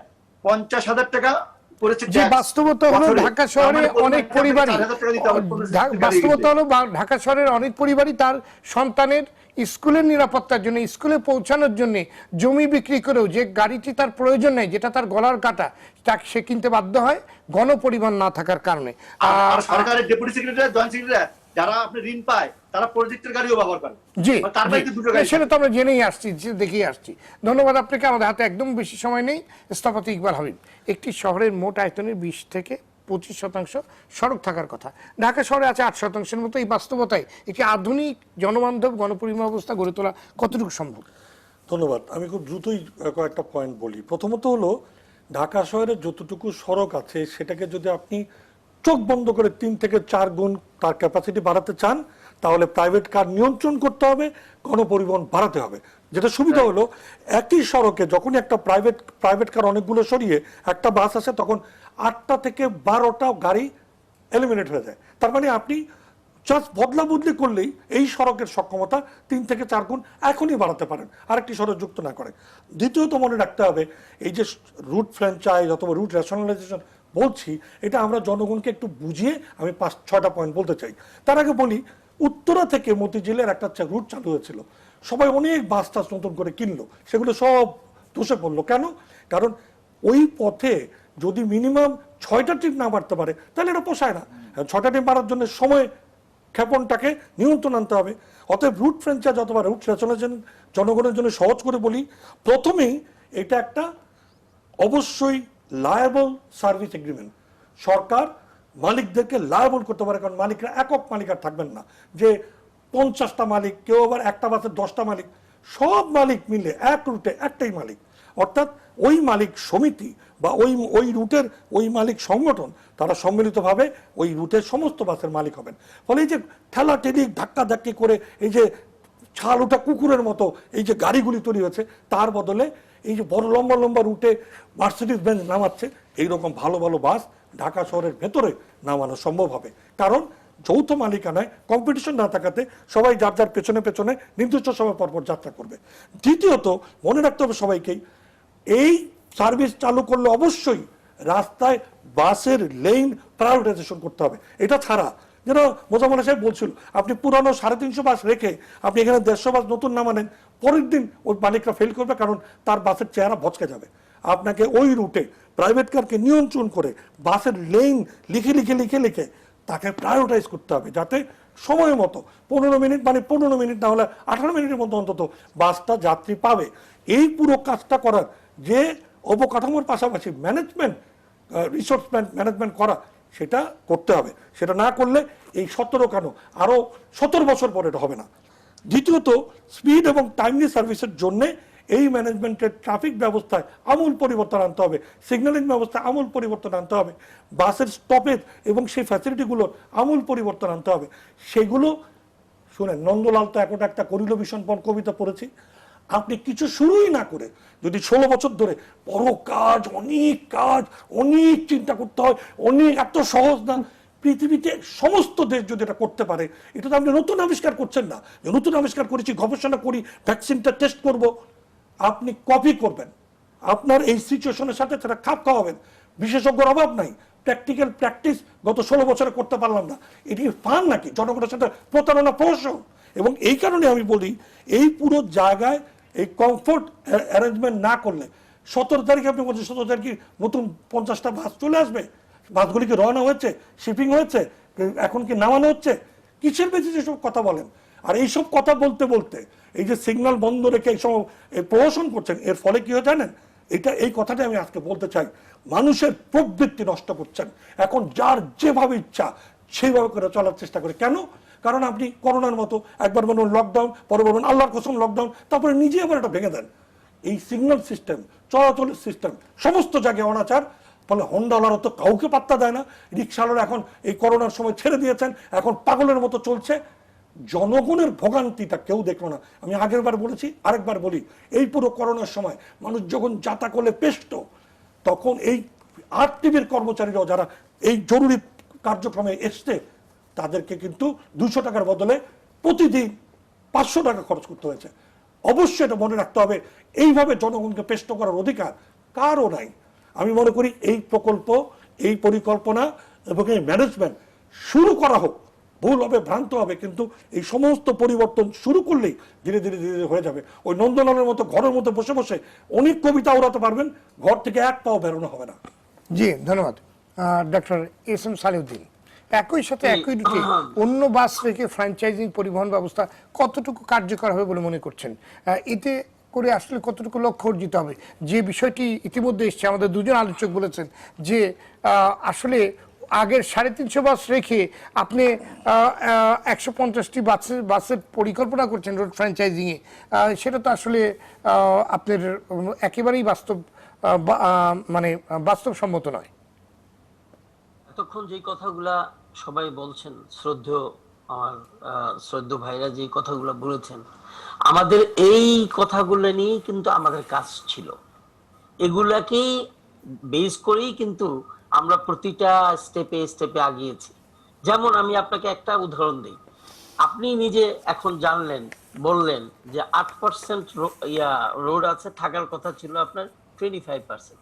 এখন আপনি নিজেই চিন্তা করে দেখেন যে আপনার চাহিদা হলো প্রচন্ড, 40-45,000 পিপল লিভ করে পার কিলোমিটার। সেখানে আপনার রাস্তা থাকার কথা যা, তার 1/4 রাস্তা আপনার বা 1/3 রাস্তা আপনার কাছে আছে। সেইটাকে কেন্দ্র করে আপনাকে প্ল্যান করতে হচ্ছে। প্ল্যান তো করতে হবে আপনাকে। এগুলোকে বাস্তবে এটা নিয়ে কাজ করতে যেই কিন্তু আমার সময়টা লাগছে। আরেকটা জিনিস দেখেন, আপনি মেট্রো, মাস ট্রানজিট চলে আসলো, বিআরটি চলে আসলো, এদের সাথে কিন্তু এখন আবার নতুন করে রুটগুলা বিন্যাস করতে হচ্ছে, ইন্টিগ্রেট করতে হচ্ছে, সদরঘাটের সাথে ইন্টিগ্রেশনে করতে হচ্ছে। অনেক কথা, আমি সেগুলো না বলে আরেকটা, আমি শুধু একটি কথা বলি, তাহলে আমাদের এসটিপি আরএসটিপি সবটা ভুল না? ভুল কেন হবে? সেখানে গবেষণা করে করা হয় না এগুলো? হ্যাঁ, ভুল না, কাজগুলোই তো আমরা করছি। না, ভুল না, কিন্তু এসটিপি আরএসটিপি তে বলছে, কিন্তু এসটিপি আরএসটিপি তে বলছে যে এই রাস্তার আমাদের অপরিতুলতা আছে, আমাদের ইন্টিগ্রেশনের ব্যাপার আছে। ওই সেটাকে আমলে নিয়েই তো তারা প্ল্যানটা করেছে। ওইটাকে আমলে নিয়ে আরেকটা দেখেন, বিআরটির স্টেশন কোথা হবে এটা আজ থেকে 8 বছর আগে নির্ধারিত। এই বিআরটি এমআরটির স্টেশনগুলি কোথায় হবে 8 বছর আগে নির্ধারিত। কিসের সমন্বয়ের কথা বলছেন? এই 291টা রুটকে আমরা ক্লাস্টারিং করে 42 রুটে নিয়ে আসছি। কোম্পানি আছে 300+। এদেরকে আপনার বসে বুঝিয়ে শুনিয়ে দিন রাত, তারপর আমরা এই কোম্পানি করেছি আপনার 22টা।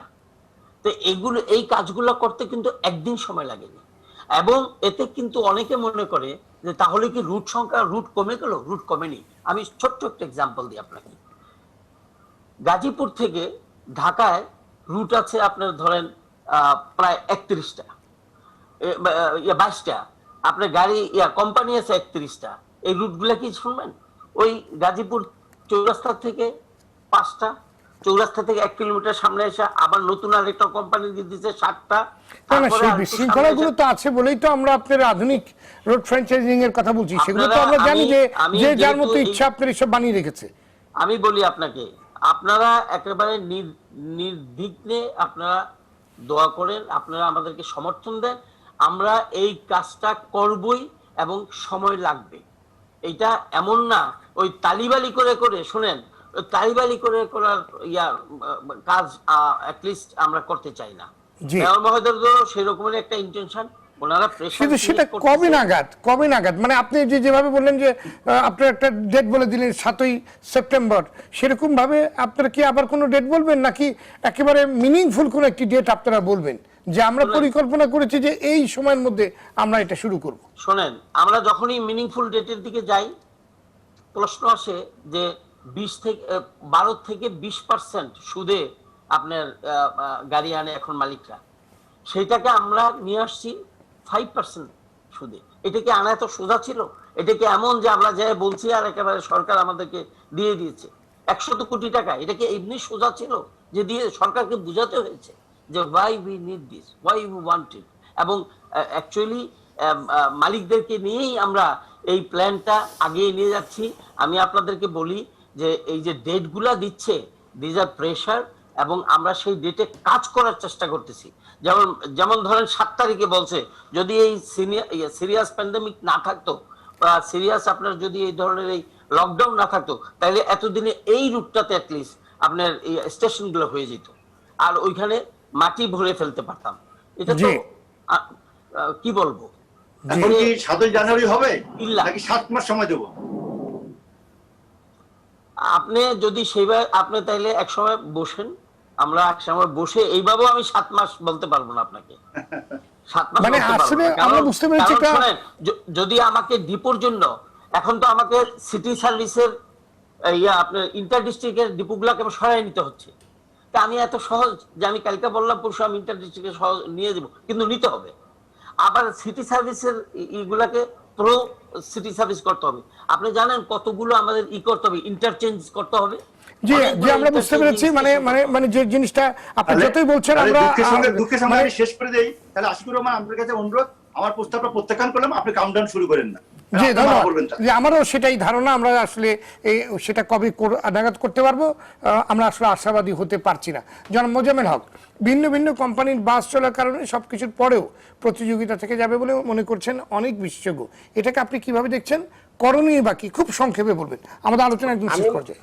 আমি আগেও আলোচনা করেছি, এখনো বলতে চাই, যে সমস্ত রোডগুলো এখনো পর্যন্ত বিদ্যমান আছে, যেমনটি আমরা দেখতে পাই উত্তরা থেকে মতিঝিল একটা রোড রয়েছে, এটাকে যদি আমরা পরীক্ষামূলকভাবে নিতে পারি, অথবা এখানে যারা সদস্যরা আছেন তারা যদি অন্য যে কোনো রোডগুলো, আমরা সে কারণে তাদেরকে বারবার অনুরোধ করি, তারা যদি গণপরিবহনে চড়েন এবং প্রতিকীয়ত্ব চড়েন অথবা যাত্রী বেশি চড়েন, যে কোনো সময়ে এই সমস্ত রাস্তাগুলোর যে অবস্থা, সার্বিক পরিবেশ, এটা যদি তারা একটা ইয়েতে নিয়ে আসতে পারেন, মনিটরিং এর আওতায় নিয়ে আসতে পারেন, তাহলে আমি মনে করি তারা যে কোনো একটা রোডকে চয়েস করে, যদি এই রোডটা, যেহেতু এই রোডে মেট্রো রেলের কাজ চলছে এবং এই রোডে আরো বেশ কিছু জটিলতা রয়েছে, যেমনটি মেয়র ফ্লাইওভার এর উপরে দিয়ে যে যদি যাই, তাহলে কিন্তু এক ধরনের পরিবেশ, নিচে দিয়ে গেলে আরেক ধরনের পরিবেশ। জি, আমরা যাতায়াতের পরিবেশ দিতে হবে। এই পরিবেশটা জি জনাব মোজাম্মেল হক, নতুন সমন্বিত নগর পরিবহন ব্যবস্থায় বাস ভাড়া প্রতি কিলোমিটারে 1 টাকা 70 পয়সার পরিবর্তে 2 টাকা 20 টাকা রাখার কথা প্রস্তাব করা হয়েছে। অনেকেই বলছেন বাস ভাড়ার এই মূল্য বৃদ্ধির কোনো কারণ নেই, ভোক্তা পর্যায়ে কি এটি চাপ ফেলবে না? দেখুন, আসলে এখানে যদি ফ্র্যাঞ্চাইজিং ব্যবস্থায় যাতায়াত করে, তাহলে একটা বাস কিন্তু নির্বিঘ্নে যাতায়াত করবে, এবং এইখানে এই নির্বিঘ্নে যাতায়াত করতে পারে, এবং এই বাসটি যদি চাঁদাবাজি মুক্ত থাকে, তাহলে কিন্তু অতিরিক্ত ভাড়ার প্রয়োজন পড়ে না। সুতরাং আমি মনে করি এখানে এই বাসটিকে কোন ধরনের পরিবেশ দেওয়া হচ্ছে এবং কোন পরিবেশের মধ্যে সে যাতায়াত করতে পারছে, সেটার উপর ডিপেন্ড করবে। জি ধন্যবাদ আপনাকে। এই উদ্দেশ্য নিয়ে এটা ফ্র্যাঞ্চাইজিং করা হচ্ছে, সে অর্থে যদি যাতায়াত করতে পারে, তাহলে কিন্তু এখানে ভাড়া বৃদ্ধি, জি ধন্যবাদ আপনাকে। ভাড়া কমিয়েও এটাকে লাভজনক করা আপনাকে ধন্যবাদ। জনাব মশিউর রহমান আঙ্গা, আয় এবং ব্যয় নীতিমালার আলোকে পাইলট এই প্রকল্পে জয়েন্ট ভেঞ্চার এগ্রিমেন্ট জেভিএ হবে বলে বলা হয়েছে, প্রক্রিয়াটি কেমন হবে এবং কতটুকু স্বচ্ছ বলে আপনি মনে করেন? না, এটা আনিস ভাইয়ের ওখানে আমি যতক্ষণ বসেছিলাম, আমার পরবর্তী সব যে মিটিংগুলো করেছে ডক্টর ওনারা যেটা করেছেন, আমার মহাসচিব সবগুলোতে অ্যাটেন্ড করেছেন, আমি অনেক সময় অ্যাটেন্ড করতে পারি নাই, সেই কারণে বিস্তারিতটা আমি শেষ পর্যন্ত জানি না অবশ্য। তো আমার কাছে যেটা মনে হয় যে এইগুলো আপনার ফ্লাইওভারগুলো সব শেষ না হওয়া পর্যন্ত বিভিন্ন রাস্তাগুলো বন্ধ আছে, এবং সেই অবস্থায় আমি মনে করি যে, এবং যে হারে মোটরসাইকেল এবং নতুন করে প্রত্যেক দিন 52টা 55টা আপনার কারের রেজিস্ট্রেশন দেওয়া হচ্ছে স্টিল নাও, এবং এখনো মোটরসাইকেল অন্তত 100 150 200 পার ডে মোটরসাইকেল, এখন কোনো কাজ নাই, মোটরসাইকেলের মূল্য কমানো হয়েছে, কমানো হচ্ছে, এবং ওইটা নট অনলি ঢাকা, আপনি বাংলাদেশের এই 11টা না 12টা সিটি, একটা সিটিতেও আপনি দেখতে পারবেন না যেখানে যানজট নাই। ঢাকায় তো তবু দেখার লোক আছে, ওই সিটিগুলোতে দেখার প্রয়োজন লোক নাই যে কি অবস্থা। আমি রংপুরের কথা বলি, রংপুর নতুন সিটি, তারপরেও আমি দেখছি যে আমরা তো বাস চালাই না ওখানে সিটিতে, কোনো বাস চলে না, তারপরেও এই যে আপনার ব্যাটারি চালিত গাড়িগুলো, এই আপনার মোটরসাইকেল, এই আপনার মানে যার যেরকম অবস্থা, যে যেরকম ভাবে পারছে। এখন মেয়ের বিয়েতে দেওয়ার দান কি হলো, দান মানে আপনার ডিমান্ড কি হলো, একটা চার্জার দিতে হবে বা একটা মোটরসাইকেল দিতে হবে, এটা দিয়ে আপনার মেয়েকে করে খাওয়াবে। তো এইটা যদি এখন একটা অবস্থা হয়, তাহলে এই বাংলাদেশে ঢাকাকেই আছে, পরবর্তীতে আপনি কিভাবে ঠকাবে? তারা এনি হাও এটা করবে, তারা এনি হাও। আপনি সুযোগ দিলেন কেন? দেওয়ার আগে ভাবলেন না কেন? বাসের বদলে মোটরসাইকেল এখন গণপরিবহন। আজকে এই বাচ্চা কনসেপ্টই করে না, আপনি আমাকে বলতেছেন যে কিভাবে এটা এখন ঠিক করা যাবে। আমি তো পারবো না বলতে, কারণ এই ব্যাপারে নগরবিদ আছে, আপনার আমাদের ইকবাল ভাইরা আছে, তার আমি তো সব বলতে পারবো না। আমাকে যেভাবে আমার পরিবহনকে বলবে যে তুমি এইভাবে চলো, এবং হোল ওয়ার্ল্ডে যেভাবে বাস চলে আমাকে সেভাবে চলতে দিলে আমার কোনো আপত্তি নেই, আমি সেভাবেই চলবো। যদি বলে যে বিনা ভাড়ায় চালাতে হবে, গভর্নমেন্ট তেল দেবে, খরচ দেবে, গভর্নমেন্ট ব্যাংক থেকে গাড়ি দিবে, আপনাকে ব্যাংকের লোনও শোধ করতে হবে না, আমি তাই করবো। পার ডে আপনি 200 টাকা করে পাবেন, ভাই ঠিক আছে, তাই রাজি আমি এগুলা নিয়ে আমরা কোনো মানুষের সাথে ঝামেলা করতে চাই না। আমরা চাই একটা সুষ্ঠু স্বাভাবিক একটা ঢাকা শহর, একটা সিটি, একটা এই সিটি, সবগুলো সিটি মনে হয় শুধু ঢাকা শহর নয়, সবগুলো সিটিরই এখন এই এবং অবস্থা। একটা সিদ্ধান্ত আজকে চাঁদা নিচ্ছে কিভাবে জানেন? আজকে সমস্ত আপনার সিটি কর্পোরেশন বা যেগুলো সিটি কর্পোরেশন নয় সেগুলোতেও আপনার যে পৌরসভা যেগুলো, তারাও রাস্তা থেকে চাঁদা নেওয়া শুরু করে দিয়েছে। গাড়ি যাচ্ছে, গাড়ি লাঠি দিয়ে থামায়, একটা গ্লাসের দাম আমার 1.5 লক্ষ টাকা, ভাই ওখানে 10 টাকা দিলে যদি বেঁচে যায় দরকার নাই, 10 টাকা 20 টাকা দিয়ে যাই ভাই। এভাবে হয় না তো, এভাবে আমরা মাঝখানে বন্ধ করেছিল এটা।